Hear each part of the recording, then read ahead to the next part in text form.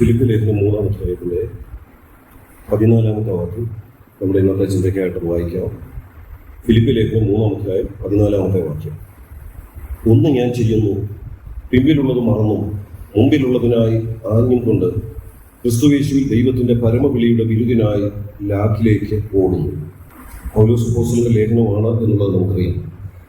പൗലോസിന്റെ ലേഖനങ്ങൾ നമ്മൾ വായിച്ചാൽ പൗലോസ് ചെയ്ത നിരവധി പ്രാർത്ഥനകൾ ഈ ലേഖനത്തിലുണ്ട്. പൗലോസിന്റെ സാക്ഷ്യം പല നിലകളിൽ പൗലോസ് ലേഖനങ്ങളിൽ എഴുതിയിട്ടുണ്ട്. അതിലിപ്പോൾ നമ്മൾ വായിച്ച വാക്യം ഉൾപ്പെടുന്ന ഈ 3-ാം അധ്യായം നമ്മൾ വായിച്ചാൽ പൗലോസ് തന്നെ ഒരു സാക്ഷ്യം പറയുകയാണ്.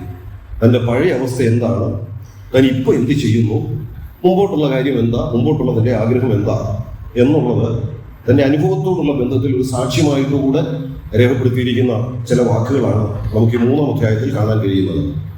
നമ്മളിപ്പോൾ വായിച്ച ഈ വാക്യം തന്നെ നോക്കിയാൽ പിമ്പിലുള്ളത് എന്ന് പറഞ്ഞാൽ താങ്കൾ പുറകോട്ട് നോക്കി, ഞാൻ ഇപ്പോൾ എന്ത് ചെയ്യുക അതവിടെ പറഞ്ഞിട്ടുണ്ട്.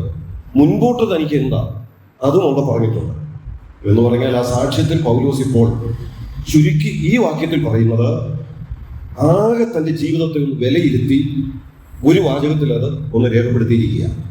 പല കാര്യങ്ങളും 3-ാം അധ്യായത്തിൽ പറയുന്നുണ്ട്. എന്നാൽ ഈ വായിച്ച 14-ാമത്തെ വാക്യം അതിൻ്റെ എല്ലാം കൂടെ ഒരാകെ തുക എന്ന് പറയാവുന്ന ഒരു വാക്യം.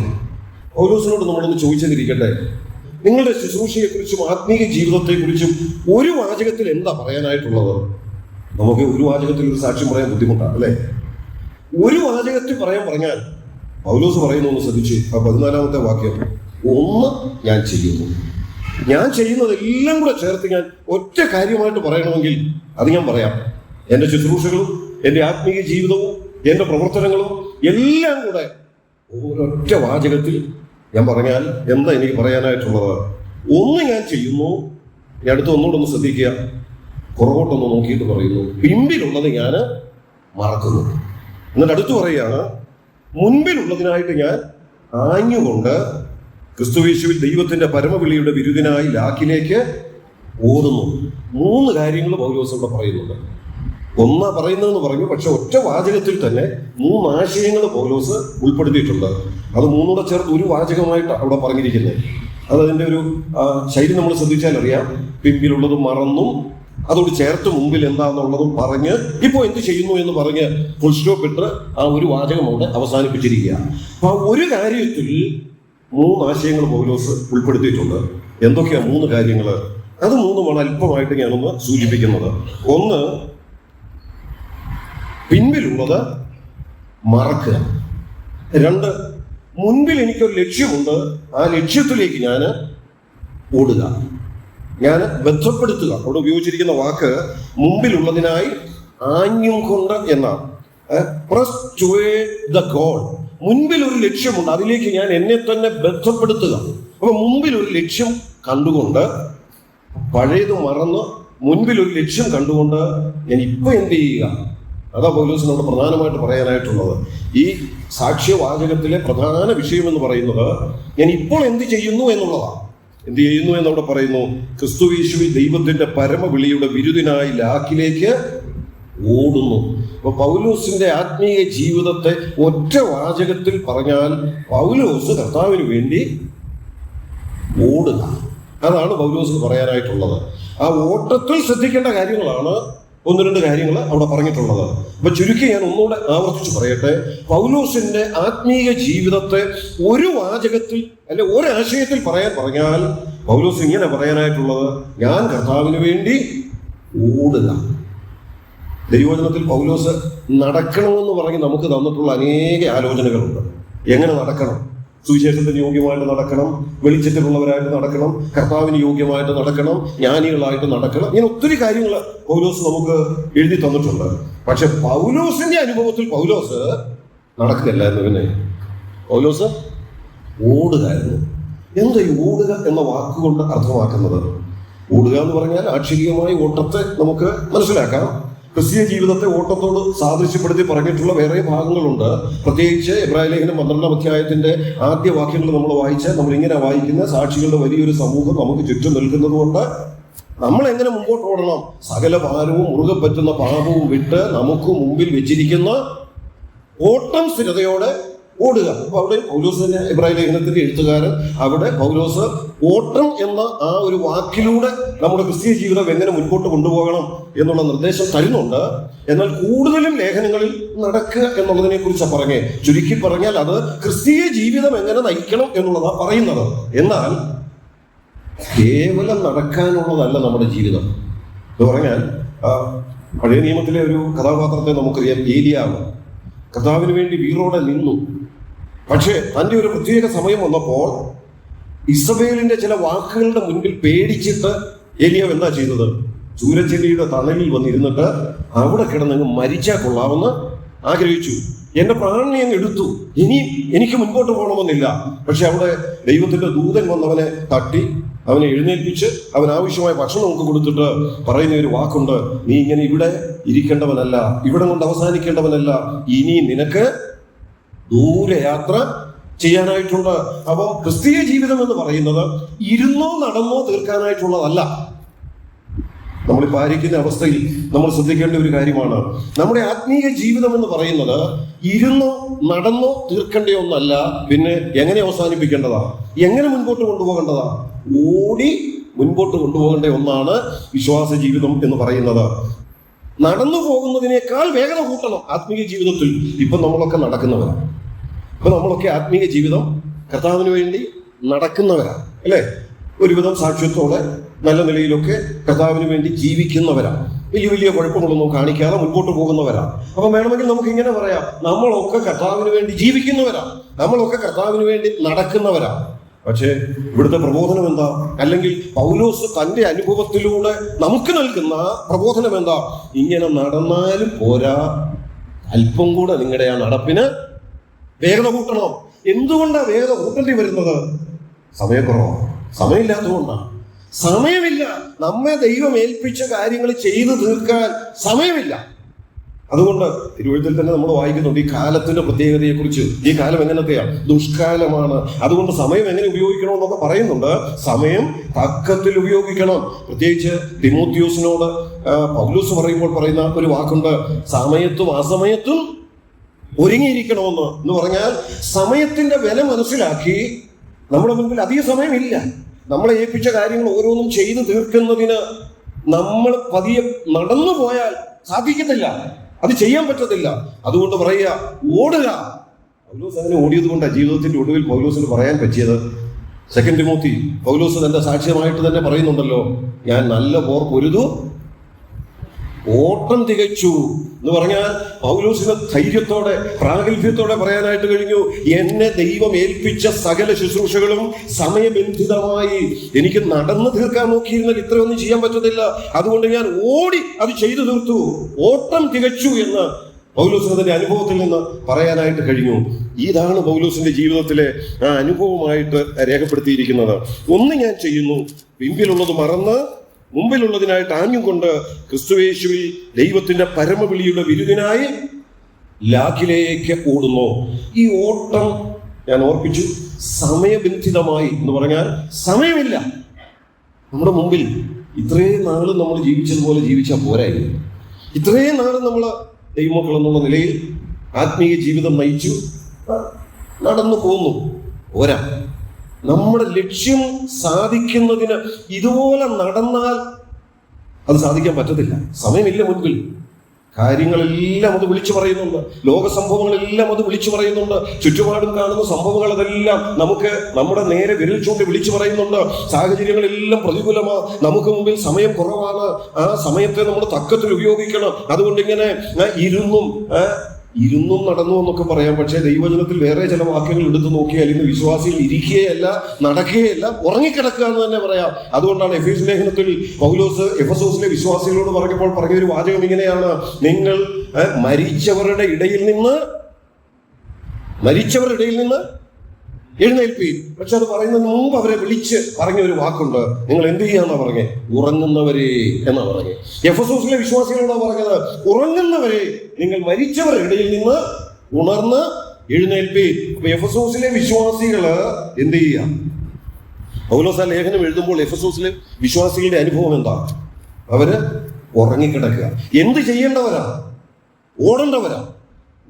നടന്നെങ്കിലും അവരുടെ ജീവിതം മുൻപോട്ട് കൊണ്ടുപോവുക, വല്ലതുമൊക്കെ കർത്താവിന് വേണ്ടി ചെയ്ത് ജീവിക്കുക. അല്ല, അവര് ഓടുകയല്ല, നടക്കുകയല്ല, ഒരിടത്ത് ഇരിക്കുകയല്ല, ഇപ്പൊ ഉറങ്ങിക്കിടക്കുക. ആ ഉറങ്ങിക്കിടക്കുന്ന അവസ്ഥയെ പൗലോസ് പറയുമ്പോൾ പറയുന്ന പ്രയോഗം കൂടെ ഒന്ന് ശ്രദ്ധിക്കണം. നിങ്ങൾ ഓടേണ്ടവർ ഉറങ്ങിക്കിടന്നാൽ ആരുടെ ഇടയിൽ കിടക്കുന്നതിന് തുല്യമാണെന്ന് പറയുന്നുണ്ട്. ഉറങ്ങുന്നവരെ നിങ്ങൾ മരിച്ചവരുടെ ഇടയിൽ നിന്ന് ഉണർന്ന് എഴുന്നേൽപ്പി. മരിച്ചവരുടെ ഇടയിൽ കിടക്കുന്നതിന് തുല്യമാ നിങ്ങൾ അങ്ങനെ ഉറങ്ങിക്കിടന്നാൽ. അപ്പൊ ആത്മീയ ജീവിതം എന്ന് പറയുന്നത് ഒത്തുവരുത്തം നയിക്കേണ്ടതൊന്നല്ല, ഉറങ്ങിയും ഇരുന്നും നടന്നും മുൻപോട്ട് കൊണ്ടുപോകേണ്ടതൊന്നല്ല, മറിച്ച് ഓടി തീർക്കേണ്ട ഒന്നാണ്. വളരെ ബന്ധപ്പാടോടെ ദൈവം ഏൽപ്പിച്ച അനേക കാര്യങ്ങൾ നമുക്കിനിയും ചെയ്തു തീർക്കാനുണ്ട്. ഒന്നുകൂടെ ഏലിയാവിനോട് പറയുന്നത് പറയട്ടെ, തട്ടി അവനെ എഴുന്നേൽപ്പിച്ചിട്ട് പറയുക, നിനക്ക് വേണ്ട ഭക്ഷണം എന്താ, ഇത് കഴിച്ച് നീ ബലം പ്രാപിക്ക്, ദൂരയാത്ര ചെയ്യാനായിട്ടുള്ളതാ. ഈ ചൂരച്ചെടിയുടെ തണലിൽ ഇങ്ങനെ ഇരിക്കാനുള്ളവനല്ല നീ. ഇവിടെ ഇരുന്ന് ഇങ്ങനെ കുറച്ചൊക്കെ കഴിഞ്ഞ് ഇവിടം കൊണ്ടങ്ങ് പ്രാണനും പോയി തീർന്നോട്ടെ എന്ന് കരുതി ഏലിയാവ് അവിടെ ഇരുന്നപ്പോൾ ദൈവത്തിന്റെ ദൂതൻ അവനോട് പറയുന്നു, നീ ദൂരയാത്ര ചെയ്യാനുണ്ട്, നിനക്ക് ഒത്തിരി കാര്യങ്ങൾ ചെയ്തു തീർക്കാനായിട്ടുണ്ട്. പ്രിയപ്പെട്ടവരെ, ഞാൻ പറയട്ടെ, 24 അവസാനിച്ചല്ലോ, 25ലേക്ക് നാം അധികം താമസിയാതെ പ്രവേശിക്കുമല്ലോ. നമുക്ക് ഒത്തിരി കാര്യങ്ങൾ കർത്താവിന് വേണ്ടി ചെയ്തു തീർക്കാനുണ്ട്. അതുകൊണ്ട് നമ്മൾ ഇനിയും ഈ കഴിഞ്ഞ നാളുകളിൽ നടന്നതുപോലെ ആത്മീയ ജീവിതം ഒത്തുവരുത്തം കൊണ്ടുപോയാൽ പോരാ എന്നാണ് പൗലോസിന്റെ അനുഭവത്തിലൂടെ, ആ സാക്ഷ്യത്തിലൂടെ ഒരു പ്രബോധനമായി ദൈവാത്മാവ് നമ്മോട് പറയാനുള്ളത്. നമ്മൾ ഇനി 25ലേക്ക് പ്രവേശിക്കുകയാണെങ്കിൽ നമ്മുടെ ആത്മീയ ജീവിതം എങ്ങനെ കൊണ്ടുപോകണം, എങ്ങനെ നമ്മൾ ആത്മീയ ജീവിതത്തെ നയിക്കണം. ഓടി വേണം എന്ന് പറഞ്ഞാൽ വേഗതയിൽ. ഇതുവരെ നാം എന്തൊക്കെ ചെയ്തോ, അല്പം കൂടെ വേഗതയിൽ. ഇതുവരെ നാം എന്തൊക്കെ കർത്താവിന് വേണ്ടി പ്രവർത്തിച്ചോ, കുറെ കൂടെ കാര്യങ്ങൾ വേഗതയിൽ. ഈ വേഗത എന്ന് പറയുന്നത് സമയത്തെ കാണിക്കുന്നു, സമയം കുറവാ എന്നുള്ളതിനെ കാണിക്കുന്നു. അതോട് ചേർത്ത് അതിനോട് ബന്ധപ്പെട്ട ഒരു ആശയം കൂടെ പറയട്ടെ, എമർജൻസിയെയും കാണിക്കുന്നു, അല്ലെ? ഒരു അടിയന്തര സ്ഥിതിയെ കാണിക്കുന്നത്, വിഷയത്തിന്റെ ഗൗരവം, എമർജൻസി. എന്താ ഇവിടെ പറയുന്നത്? കുറച്ചുകൂടെ വേഗതയിൽ പോ, ഇത് ദുഷ്കാലമായാൽ സമയം തക്കത്തിൽ ഉപയോഗിക്കുക. ഈ സാഹചര്യത്തിന്റെ, ഈ കാലഘട്ടത്തിന്റെ എമർജൻസി നിങ്ങൾ മനസ്സിലാക്കുക. പറയട്ടെ, ആത്മീയ ജീവിതം ഓടി തികയ്ക്കാനായിട്ടുള്ളതാണ്. നമ്മുടെയൊക്കെ ജീവിതത്തിന്റെ ഒടുവിൽ നമുക്ക് ഇങ്ങനെ പറയാൻ കഴിഞ്ഞിരുന്നെങ്കിൽ, പൗലോസ് പറഞ്ഞതുപോലെ ഓടി തികച്ചു എന്ന് പറയാനായിട്ട് കഴിഞ്ഞിരുന്നെങ്കിൽ. അപ്പൊ ക്രിസ്തീയ ജീവിതം ഓടി മുൻപോട്ട് കൊണ്ടുപോകാനുള്ളതാണ്. പൗലോസിന്റെ ഒറ്റ വാചകത്തിലെ സ്റ്റേറ്റ്മെന്റ് ഞാൻ പറയുന്നത്. പൗലോസിനോട് ചോദിക്കുക, എന്തൊക്കെ ചെയ്യുന്നുണ്ട് കർത്താവിന് വേണ്ടി? നീ എന്തൊക്കെ ശുശ്രൂഷകളിൽ ഏർപ്പെടുന്നു? എല്ലാം കൂടെ ചേർത്ത് ഒറ്റ വാക്കിൽ പറയുന്നു, ഞാൻ കർത്താവിന് വേണ്ടി ഓടുന്നവനാണ്. പക്ഷെ ആ ഓടുന്നതിൽ പൗലോസ് ഓടിയത് വിജയകരമായിട്ടാണ് ഓടിയത്. പൗലോസ് ഓടി എന്ന് പറയുമ്പോൾ ഓട്ടം തികച്ചു. ആ ഓട്ടത്തിൽ ബന്ധപ്പെട്ട് ആ ഗൗരവം മനസ്സിലാക്കി ചെയ്യേണ്ടതെല്ലാം ചെയ്തു. അതുകൊണ്ട് ഒടുവിൽ പറഞ്ഞത് ഓട്ടം തികച്ചു എന്ന്. അതിൽ പൗലോസ് എന്തൊക്കെയാ ശ്രദ്ധിച്ചത്? വിജയകരമായി വിശ്വാസ ജീവിതം ഓടി തീർക്കണമെങ്കിൽ ആ ഓടുക എന്നുള്ളതിനകത്തെ ഒരാശയം ഞാൻ പലപ്പോഴും പറഞ്ഞിട്ടുള്ളത് കൊണ്ട് വിശദീകരിക്കാതെ പറയട്ടെ. ഈ ഓടുക എന്നുള്ള പദത്തിൽ അടങ്ങിയിരിക്കുന്ന ആശയം വിശ്വാസ ജീവിതത്തിൽ ശുശ്രൂഷകളും ഉണ്ടെന്നുള്ളതാണ്. ആത്മീയ ശുശ്രൂഷകൾ ചെയ്തുള്ള ജീവിതത്തെയാണ് ഓട്ടം എന്ന പദം കൊണ്ട് അവിടെ വിശേഷിപ്പിക്കുന്നത്. പൗലോസ് അങ്ങനെ ഒരു വിശ്വാസിയായിട്ട് ജീവിച്ചു പോവുകയല്ല ചെയ്തത്. പൗലോസിന്റെ ജീവിതം മുഴുവൻ, പുറത്താണെങ്കിൽ അവിടെ, ജയിലിലാണെങ്കിൽ അവിടെ, കൊട്ടാരത്തിലാണെങ്കിൽ അവിടെ, ജഡ്ജിയുടെ മുമ്പിലാണെങ്കിൽ അവിടെ, എവിടെയും താൻ എന്ത് ചെയ്താ പോയത്? എവിടെയും ശുശ്രൂഷ ചെയ്താ പോയത്. അപ്പൊ ശുശ്രൂഷകൾ നിറഞ്ഞ, അല്ലെങ്കിൽ കർത്താവിന് വേണ്ടി ചെയ്തുള്ള പ്രവർത്തനങ്ങളിൽ ഏർപ്പെട്ടുള്ള, ശുശ്രൂഷകൾ ചെയ്തുള്ള ജീവിതത്തെയാണ് ഓട്ടം എന്ന വാക്കുകൊണ്ട് അർത്ഥമാക്കുന്നത്. ഇനി പൗലോസ് തന്റെ ഓട്ടം വിശ്വസ്തയോടെ തികയ്ക്കുവാനും ആ നിലയിൽ അനുഭവത്തിൽ നിന്ന് പറയാനും കഴിഞ്ഞതിന്റെ 2 കാരണങ്ങൾ ആ വാക്യത്തിൽ പൗലോസ് പറയുന്നുണ്ട്. ഒന്ന്, ഞാൻ പുറകോട്ടൊന്ന് നോക്കിയപ്പോൾ മറക്കേണ്ട പലതും ഉണ്ട്, എന്നാലേ എനിക്ക് ചൊവ്വ ഓടാൻ പറ്റുള്ളൂ.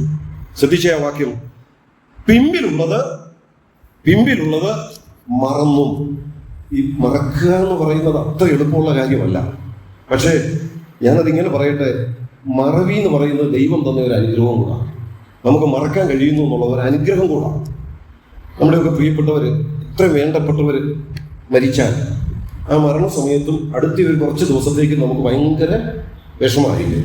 നമ്മൾ യാത്രകളൊന്നും പോകാൻ നമുക്ക് ബുദ്ധിമുട്ടാണ്, മറ്റു കാര്യങ്ങളൊക്കെ ഏർപ്പെടാനായിട്ട് വളരെ പ്രയാസമാണ്. ആ വിഷമം കൊണ്ട് നമ്മൾ ആകെ നിരാശരായിട്ടൊക്കെ ഇരിക്കും. പക്ഷേ ജീവിതകാലം മുഴുവൻ അങ്ങനെ ഇരിക്കുകയാണോ? അല്ല. ഒരാഴ്ചയൊക്കെ കഴിയുമ്പോൾ നമ്മുടെ കാര്യങ്ങളിൽ ഏർപ്പെടാൻ തുടങ്ങും. ഒരു മാസം കഴിയുമ്പോഴോ അങ്ങനെ ഒരു കാര്യം നടന്നതേ നമ്മൾ വിട്ടു കളഞ്ഞു. എനിക്ക് ഓർക്കും ആ സംഭവം ഉണ്ടെന്നുള്ളത് ശരിയാ, പക്ഷേ അതും ഓർത്തുകൊണ്ട് സമയം കളയല്ല ചെയ്യുന്നത്. പിന്നെ എന്ത് ചെയ്യാം? ആ മറവിയെ ഇവിടെ പറയുന്നത്. ചിലപ്പോഴോടൊക്കെ ചിലപ്പോൾ വർത്താനം പറയുമ്പോൾ ഇങ്ങനെ പറയുവേ, ചിലരോടൊക്കെ ചില പ്രശ്നങ്ങളൊക്കെ ഉണ്ടെങ്കിൽ ഞാൻ ചത്താലും പുള്ളിയോടത് മറക്കത്തില്ലെന്ന് പറയും, അല്ലേ? എന്ന് പറഞ്ഞാൽ അതിൻ്റെ അർത്ഥം എന്താ? ഇത് ഞാൻ എന്നും മനസ്സിൽ വെച്ചുകൊണ്ടിരിക്കും, ഒരവസരം കിട്ടിയാൽ ഞാൻ പകരം കൊടുത്തോളാം. ഇത് മനസ്സിൽ വെച്ചുകൊണ്ടിരിക്കും എന്നുള്ളത് ആ ചത്താലും മറക്കുകയല്ലെന്ന് പറയുന്നത്.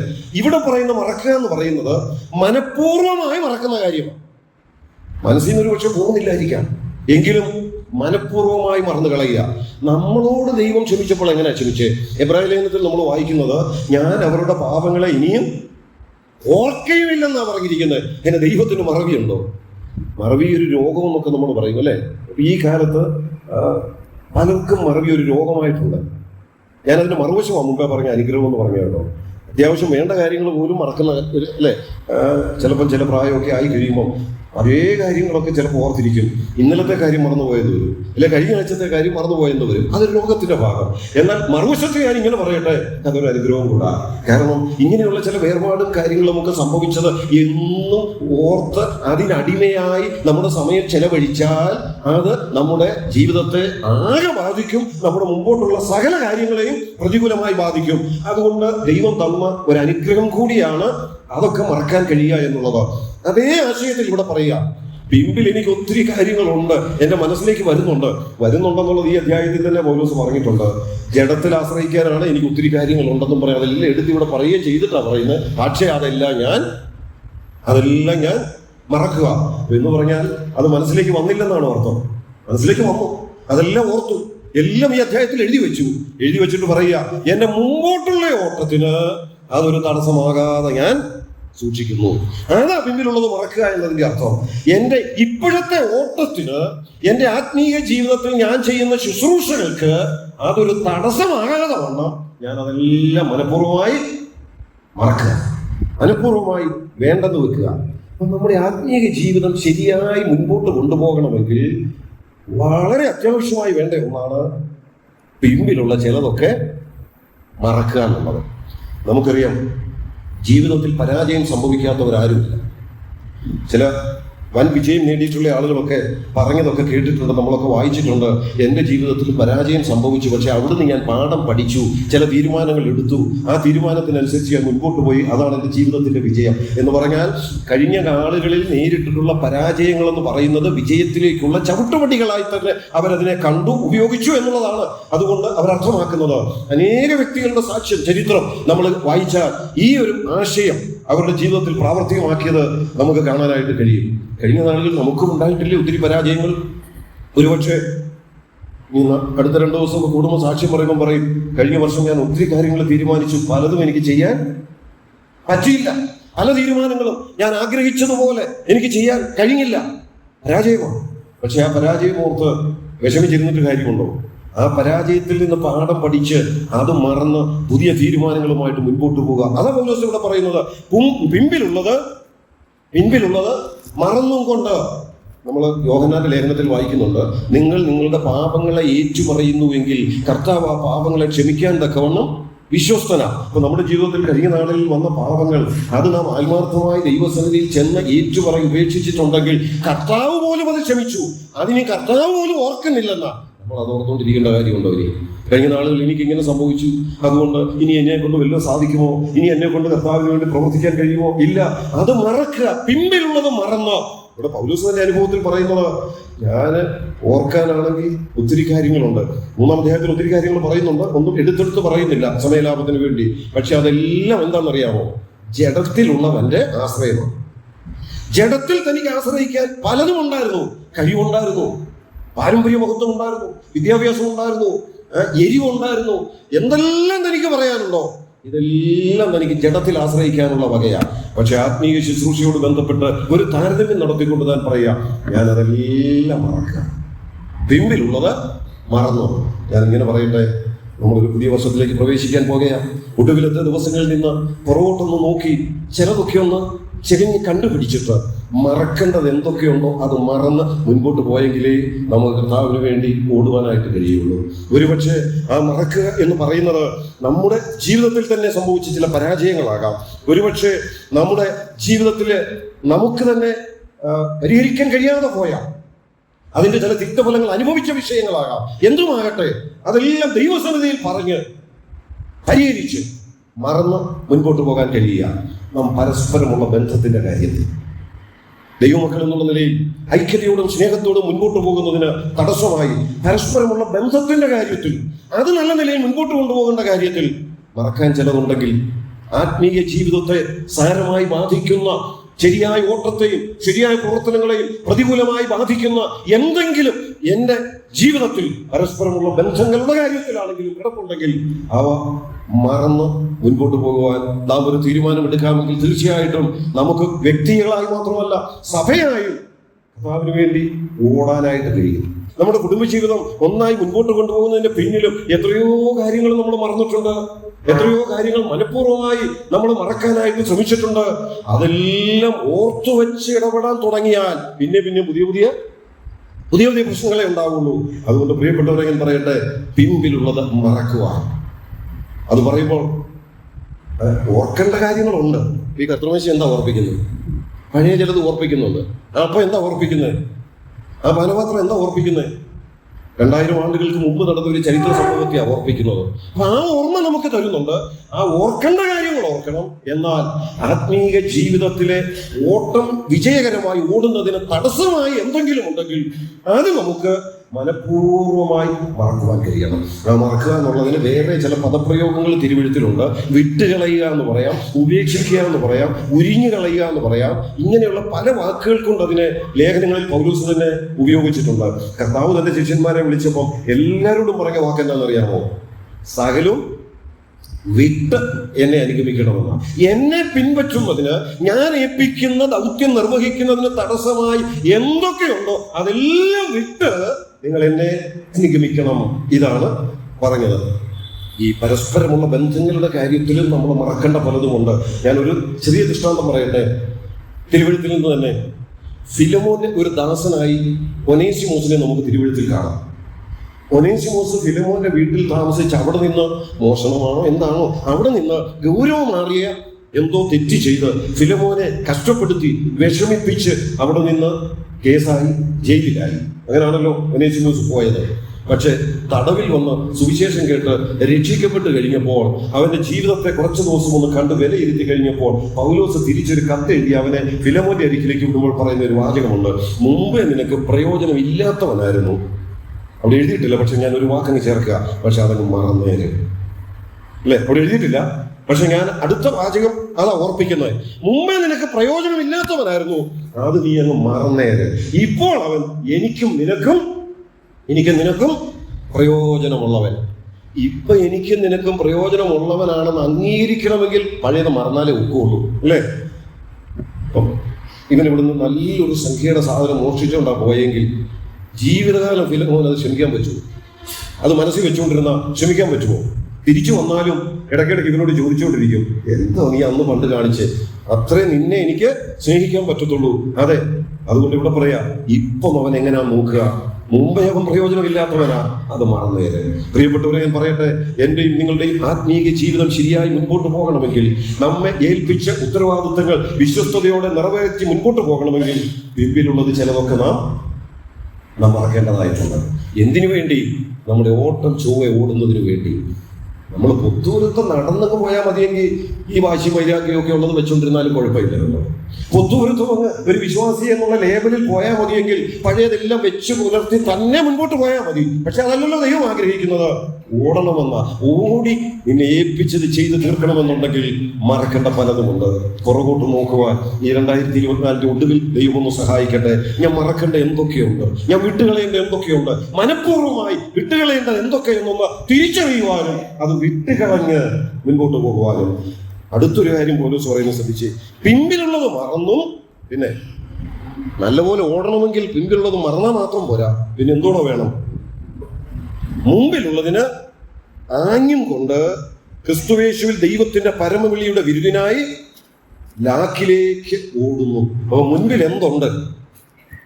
മുൻപില് എനിക്കൊരു ലക്ഷ്യമുണ്ട്, ഒരു ലാക്കുണ്ട്. ആ ലാക്കിലേക്കാണ് ഞാൻ ഓടുന്നത്. അപ്പൊ ഇപ്പൊ ഞാൻ ഓടുമ്പോൾ എൻ്റെ മുമ്പിൽ എനിക്കുണ്ട് എന്തുണ്ട്? ഒരു ലക്ഷ്യമുണ്ട്. ഞാൻ അത് രണ്ടുകൂടെ ഒന്ന് കമ്പയർ ചെയ്ത് നോക്കിയാൽ നല്ലതാണ്. പിമ്പിലുള്ളത് മറക്കണമെങ്കിൽ മുൻപിൽ ഒരു ലക്ഷ്യം ഉണ്ടായിരിക്കണം. ആ ലക്ഷ്യം നമ്മെ കൂടുതൽ ഭരിക്കുമ്പോഴാണ് അതെങ്ങനെയും സാധിച്ചെടുക്കണം. ആ ലക്ഷ്യത്തിൽ ചെന്ന് ആ ബിരുദം എനിക്ക് പ്രാപിക്കണം. ഈ ചിന്ത നമ്മുടെ ഹൃദയത്തെ ഭരിക്കുമ്പോൾ മാത്രമേ നമുക്ക് ചിലതൊക്കെ മറക്കാനായിട്ട് പറ്റുള്ളൂ. മുമ്പോട്ടൊരു ലക്ഷ്യവും ഇല്ലെങ്കിൽ ജീവിതം തന്നെ അല്ലേ? നമ്മളൊക്കെ പിള്ളേരെ പഠിക്കാൻ വിടുമ്പോഴൊക്കെ അവരോട് പറയുമല്ലോ, ഒരു ലക്ഷ്യം ഉണ്ടായിരിക്കണം, എന്നാലേ പഠിക്കുന്ന കാര്യത്തിൽ കാര്യമായിട്ട് പഠിക്കാൻ പറ്റുള്ളൂ. ഏത് കാര്യമായിക്കോട്ടെ നമുക്ക് മുമ്പോട്ട് ചില ലക്ഷ്യമുണ്ടായിരിക്കണം. ആ ലക്ഷ്യം സാധിക്കണമെന്നുള്ള നമ്മുടെ ഹൃദയത്തിന്റെ വാഞ്ചയാണ് അതിന് തടസ്സം നിൽക്കുന്നത് എന്തും മറക്കാനായിട്ട് നമ്മെ സഹായിക്കുന്നത്. പറയട്ടെ, മറക്കേണ്ട പലതും മറക്കാൻ കഴിയണമെങ്കിൽ അതിനെ അതിജീവിക്കുന്ന ഒരു ആഗ്രഹം മുൻപോട്ട് നമുക്കുണ്ടായിരിക്കണം, ഒരു ലക്ഷ്യം നമുക്കുണ്ടായിരിക്കണം. പൗലോസിന്റെ ലക്ഷ്യത്തെ കുറിച്ച് അവിടെ പറയുമ്പോൾ അതിന്റെ മുമ്പിലത്തെ ചില വാക്യങ്ങളിൽ പറയുന്ന വാക്ക് മാത്രം ഞാനൊന്ന് വായിക്കട്ടെ. പൗലോസിന്റെ ലക്ഷ്യം എന്ന് പറഞ്ഞത് എങ്ങനെയും അവന്റെ കഷ്ടാനുഭവങ്ങളുടെ കൂട്ടായ്മയെ അനുഭവിച്ചറിയണമെന്നാണ്. എന്ന് പറഞ്ഞാൽ കർത്താവിന് വേണ്ടി എന്ത് കഷ്ടം സഹിക്കണമെങ്കിലും, അതിനുവേണ്ടി എന്ത് വേണമെങ്കിലും അതിന് ഞാൻ തയ്യാറാണ്. അതാ എൻ്റെ ലക്ഷ്യം. ആ ലക്ഷ്യം മുമ്പിൽ വന്നപ്പോൾ ചെറിയ ചെറിയ പ്രയാസങ്ങളൊന്നും എനിക്കൊരു വിഷയമല്ല. എല്ലാം മറക്കാൻ ഞാൻ തയ്യാറാണ്. മുമ്പിൽ ഒരു ലക്ഷ്യം നമുക്കുണ്ടായിരിക്കണം. ഇവിടുത്തെ ആ വാക്കൊന്ന് ശ്രദ്ധിച്ച്, മുമ്പിലുള്ളതിനായി ആഞ്ഞും കൊണ്ട് എന്ന് പറഞ്ഞാൽ മുമ്പിലത്തെ ആ ലക്ഷ്യത്തിലേക്ക് ഞാൻ എങ്ങനെ പോണേ? അവിടെ ഇംഗ്ലീഷിൽ നമുക്ക് ഐ പ്രസ് ടുവേർഡ്, ഞാൻ എന്നെ തന്നെ തള്ളിക്കൊണ്ടുപോകും, എന്നെ തന്നെ അങ്ങ് ബന്ധപ്പെടുത്തുക, ആ ലക്ഷ്യത്തിലേക്ക് ഞാൻ അങ്ങ് വല്ലാതെ ആശ്രയിക്കുക. അപ്പൊ അങ്ങനെ വേണമെങ്കിൽ നമുക്ക് എന്ത് വേണം? മുമ്പോട്ട് നമുക്കൊരു ലക്ഷ്യം വേണം. ഞാൻ പറയട്ടെ, ഒരു പുതുവർഷത്തിലേക്ക് പ്രവേശിക്കാൻ പോവുക, ഇച്ചിരിയുടെ വേഗത കൂട്ടണം. കാരണം സമയം അധികമില്ല. സീരിയസ് ആ പ്രശ്നം, എമർജൻസി ആയിട്ട് ചിലതൊക്കെ ചെയ്യാനായിട്ടുണ്ട്. അങ്ങനെ ചെയ്യണമെങ്കിൽ നമുക്ക് ചില ലക്ഷ്യം വേണം. 2025 വ്യക്തിപരമായിട്ടാകട്ടെ, എൻ്റെ ആത്മീയ ജീവിതത്തിന്റെ വളർച്ചയിൽ എനിക്ക് എന്തൊക്കെ ചെയ്യാനായിട്ട് കഴിയും? ഒരു ലക്ഷ്യം നമുക്കുണ്ടായിരിക്കണം. എനിക്ക് കുറച്ചുകൂടെ വളരണം. എൻ്റെ സഭാജീവിതത്തോട് ബന്ധപ്പെട്ട് സഭയുടെ ആത്മീയ അഭിവൃദ്ധിക്ക് വേണ്ടി എനിക്കൊരു ലക്ഷ്യം ഉണ്ടായിരിക്കണം. ആ ലക്ഷ്യം എന്നെ ഭരിക്കുമ്പോഴാണ് പിമ്പിലുള്ളത് മറന്ന് എനിക്ക് ആ ലക്ഷ്യത്തിലേക്ക് ഓടാനായിട്ട് കഴിയുന്നത്. ഏത് കാര്യവും ആയിക്കോട്ടെ, വ്യക്തിപരമായ ആത്മീയ വളർച്ച ആയിക്കോട്ടെ, സഭയോടുള്ള ബന്ധത്തിൽ എൻ്റെ കമ്മിറ്റ്മെന്റ്സ് ആയിക്കോട്ടെ, എന്നെ കൊണ്ട് സാധിക്കുന്ന ശുശ്രൂഷകൾ ചെയ്യുന്ന കാര്യത്തിലാകട്ടെ, അതിലെല്ലാം പ്രാധാന്യമായിട്ട് ഞാൻ ഇങ്ങനെ പറയട്ടെ, ഈ പറഞ്ഞതൊക്കെ പ്രാധാന്യം, എന്നാൽ അതിലുപരി ഞാൻ ഇങ്ങനെ പറയട്ടെ, സുവിശേഷത്തോടുള്ള ബന്ധത്തിൽ അടുത്തൊരു വർഷം ദൈവം നമുക്ക് തരുന്നുണ്ടെങ്കിൽ എന്തൊക്കെ നമുക്ക് ചെയ്യാൻ കഴിയും? ഒരു ലക്ഷ്യം നമുക്കുണ്ടെങ്കിൽ, അതനുസരിച്ചുള്ള ഒരു കാഴ്ചപ്പാട് തീരുമാനവും നമുക്കുണ്ടെങ്കിൽ, ആ ലക്ഷ്യം എങ്ങനെയും നിറവേറ്റണമെന്നുള്ള ഒരു ആഗ്രഹവും അതിനുവേണ്ടിയുള്ള ഒരു വാഞ്ചയും അങ്ങോട്ടായുന്ന ഒരു മനോഭാവവും നമുക്കുണ്ടെങ്കിൽ മാത്രമേ പിമ്പിലുള്ളത് മറന്ന് കർത്താവിന് വേണ്ടി നമുക്ക് ഓടാൻ കഴിയൂ. ഇവിടെ പറയുന്നത് ഒന്നുകൂടെ ശ്രദ്ധിച്ച്, ക്രിസ്തുയേശുവിൽ ദൈവത്തിന്റെ പരമവിളിയുടെ വിരുദിനായി ലാക്കിലേക്ക് ഓടുന്നു. അപ്പൊ ആ ലാക്കിലേക്ക് ഓടുക എന്ന് പറയുമ്പോൾ അതിന് പൗലോസ് അവിടെ ഒരു കാരണം കൂടെ പറയുക, ദൈവവിളിയുടെ വിരുദ്. എന്താ ഈ ദൈവവിളിയുടെ വിരുദ്? അല്ലെ, ദൈവം എന്തിനാണ് നമ്മളെ വിളിച്ചത്? 1 പത്രോസ് 2:9 അത് വ്യക്തമായിട്ട് പറയുന്നുണ്ട്. നിങ്ങൾ അന്ധകാരത്തിൽ നിന്ന് തന്റെ അത്ഭുത പ്രകാശത്തിലേക്ക് നിങ്ങളെ വിളിച്ചവന്റെ സൽഗുണങ്ങളെ ഘോഷിപ്പാൻ തക്കവണ്ണം. എന്തിനാ ദൈവം നമ്മളെ വിളിച്ചത്? എന്തിനാ ദൈവം നമ്മെ വിളിച്ച് തന്റെ മക്കളാക്കിയത്? എന്തിനാ ദൈവം നമ്മെ വിളിച്ച് അത്ഭുത പ്രകാശം സമം ദൈവസഭ, എന്തിനാ ദൈവം നമ്മെ കൊണ്ട് ഈ സഭയുടെ ഭാഗമാക്കിയത്? അവന്റെ സൽഗുണങ്ങളെ ഘോഷിപ്പാൻ തക്കവണ്ണം. ആ ഒരു ലക്ഷ്യം, ആ വിളിയുടെ ബിരുദം പ്രാപിച്ചെടുക്കണമെന്നുള്ള ഒരു ലക്ഷ്യം, അത് നമ്മുടെ ഹൃദയത്തെ എത്രമാത്രം ഭരിക്കുന്നു. പറയട്ടെ, സുവിശേഷം അറിയിക്കുന്നതിനോട് ബന്ധപ്പെട്ട് എത്രമാത്രം ലക്ഷ്യം നമുക്ക് ഉണ്ടോ? ആ നിലയിലുള്ള ചില തീരുമാനങ്ങളും ആ നിലയിലുള്ള ചില ലക്ഷ്യവും നമുക്കുണ്ടെങ്കിൽ അത് നമ്മുടെ ഹൃദയത്തെ ഭരിക്കുന്നതനുസരിച്ച് പിമ്പിലുള്ള പലതും നമുക്ക് മറന്ന് മുൻപോട്ട് ഓടാനായിട്ട് കഴിയും. ഓടുന്നതിനോട് ബന്ധപ്പെട്ട് പറയുന്ന വേറെ ചില പ്രയോഗങ്ങളുണ്ട്. നമ്മൾ ഇബ്രായ ലേഖനത്തിൽ ഇങ്ങനെ വായിക്കുന്നത്, സകല ഭാരവും മുറുകെ പറ്റുന്ന പാപവും വിട്ട് നമുക്ക് മുമ്പിൽ വെച്ചിരിക്കുന്ന ഓട്ടം സ്ഥിരതയോടെ ഓടുക. അടുത്ത വാക്ക്, വിശ്വാസത്തിന്റെ നായകനും പൂർത്തി വരുത്തുന്നവരുമായ യേശുവിനെ നോക്കുക. എന്താ പലപ്പോഴും ഓട്ടം ശരിക്കും ഓടാൻ പറ്റാതെ പോകുന്നത്? നോട്ടം തെറ്റിപ്പോകുന്നു. ആരെ നോക്കണം? അതിന്റെ മുകളിലത്തെ അധ്യായത്തിൽ കുറെ ആളുകളുടെ പേര് പറഞ്ഞിട്ടുണ്ട്. അവരൊക്കെ വൻ കാര്യങ്ങൾ കർത്താവിന് വേണ്ടി നേടിയവരാ, വിശ്വാസ വീരന്മാരാ. അബ്രഹാമുണ്ട്, നോഹയുണ്ട്, ഹാനോക്കുണ്ട്, മോശയുണ്ട്, പിതാക്കന്മാരെല്ലാം ഉണ്ട്. അവരെ കുറിച്ചെല്ലാം പറഞ്ഞിട്ട് അടുത്ത അധ്യായം തുടങ്ങുമ്പോൾ എഴുതുകയാണ്, നിങ്ങളുടെ ഓട്ടത്തിൽ നിങ്ങൾ നോക്കേണ്ടത് നിങ്ങൾ ആരെ? ഓടി തികച്ച വിശ്വാസികളുടെ പിതാവ് ഓടിയിരിപ്പുണ്ട്. അബ്രഹാമിനെ നോക്കി ഓടിക്കോളാൻ പറഞ്ഞില്ലായിരുന്നു. പിന്നെ ആരെ നോക്കണമെന്നാണ് പറഞ്ഞത്? ഞാൻ ആ ഭാഗം ഇബ്രാഹിം ലേഖനം 12-ാം അധ്യായം എടുത്ത് പ്രസംഗിക്കുമ്പോൾ ഇങ്ങനെ പറയാറുണ്ട്. ഇവിടെ പറഞ്ഞിട്ടുള്ളത് എങ്കിലും പറയട്ടെ. അബ്രഹാമിനെ നോക്കിയാ ഓടുന്നതെങ്കിൽ, നമ്മുടെ വിശ്വാസ ജീവിതത്തിന്റെ ഓട്ടം അബ്രഹാമിനെ നോക്കിയാ ഓടുന്നതെങ്കിൽ നുണ പറയരുതെന്ന് അബ്രഹാം നമ്മോട് പറയത്തില്ല, പറയാൻ ഒക്കത്തില്ല അബ്രഹാമിന്, അല്ലേ? അതിന് ലൈസൻസ് തന്നേ ഒക്കുള്ളൂ. എന്താ കാരണം? അബ്രഹാം പറഞ്ഞു. അബ്രഹാം കള്ളം പറഞ്ഞ ചില സന്ദർഭങ്ങളുണ്ടല്ലോ, എടുത്തു പറയണ്ടല്ലോ. അപ്പൊ അബ്രഹാമിനെ നോക്കി ഓടിയാൽ കള്ളം പറയുന്നതിന് കുഴപ്പമില്ല. അതുപോലെ അവിടെ പറയും, ഓരോരുത്തരെയും നമ്മൾ എടുത്ത് നോക്കിക്കോളും. പക്ഷെ ഒരു കുറവുമില്ല. വിശ്വാസത്തിന്റെ നായകനും പൂർത്തി വരുത്തുന്നവനുമായ ഒരുവനേ ഉള്ളൂ യേശു. യേശുവിനെ നോക്കിയുള്ള ഓട്ടം, ഭാരവും പാപവും മുറുകെ പറ്റുന്ന പാപം വിട്ടുള്ള ഓട്ടം. പൗലോസിന്റെ വാക്കുകൾ ഒന്നുകൂടെ ഞാൻ എടുത്തു പറയാം. ഞാൻ നല്ല പൊരുതും ഓട്ടം തികച്ചു എന്ന് പറഞ്ഞാൽ ഒരുതിയാ ഓടിയായിരുന്നു. ഓട്ടം അത്ര ഈസി അല്ല, പോരാട്ടമുണ്ട്. ഞാനതിങ്ങനെ പറഞ്ഞുകൂടെ അവസാനിപ്പിക്കട്ടെ. കർത്താവ് നമ്മെ ഏൽപ്പിച്ച ശുശ്രൂഷകൾ നിറപടിയായി നിർവഹിച്ചുകൊണ്ട് വിശ്വാസ ജീവിതം എന്ന ഓട്ടം വിജയകരമായി നാം പൂർത്തീകരിക്കാൻ കഴിയണമെങ്കിൽ അത് പ്രോപ്പർ ചാനലിലൂടെ തന്നെ ഓടി തികയ്ക്കണം. ഇതിനു മുൻപൊക്കെയുള്ള ഏഷ്യാഡ്, ഒളിമ്പിക്സ് പോലുള്ള ചില വൻ മത്സരങ്ങളിലൊക്കെ ഓടി ഒന്നാമത് ചെന്നിട്ടും സമ്മാനം കിട്ടാതെ പോയ പലരുടെയും ചരിത്രം നമുക്കറിയാം, അല്ലെ? ഒരു ബെൻ ജോൺസനെ കുറിച്ച് കേട്ടിട്ടുണ്ട്. അദ്ദേഹം ഒന്നാമത് ചെന്നു, പക്ഷെ സമ്മാനം കിട്ടിയില്ല. എന്താ കാരണം? ലഹരി കഴിച്ചിട്ടുണ്ടായിരുന്നു, ഉത്തേജക മരുന്ന് കഴിച്ചാ ഓടിയത്. അതുകൊണ്ട് ഒന്നാമത് ചെന്നെങ്കിലും ഫസ്റ്റ് പ്രൈസ് കൊടുത്തില്ല. വേറൊരു എനിക്ക് തോന്നുന്നു ഷൈനി എബ്രഹാം, അല്ലെ? ഷൈനി എബ്രഹാം ഓടി ഒന്നാമത് ചെന്നു, പക്ഷെ സമ്മാനം കൊടുത്തില്ല. എന്താ കാരണം? കൊടുത്ത ട്രാക്കിലൂടെ അല്ല ഓടിയത്, ട്രാക്ക് തിരിച്ച് വേറൊരാളുടെ ട്രാക്കിൽ കൂടെ കയറിയ ഓടിയത്. അതുകൊണ്ട് ഒന്നാമത് എന്നെങ്കിലും സമ്മാനം കൊടുത്തില്ല. പറയട്ടെ, ഇവിടെ പൗലോസ് പറയാ, പരമവിളിയുടെ വിരുദിനായി ലാക്കിലേക്ക് വിടുക. ഓട്ടം തികയ്ക്കുന്നവർക്ക് ഒരു റിവാർഡുണ്ട്, വിരുദുണ്ട്, പ്രതിഫലമുണ്ട്. അതവിടെ ചെന്ന് കിട്ടണമെങ്കിൽ ശരിക്കുള്ള ട്രാക്കിലൂടെ തന്നെ ഓടണം.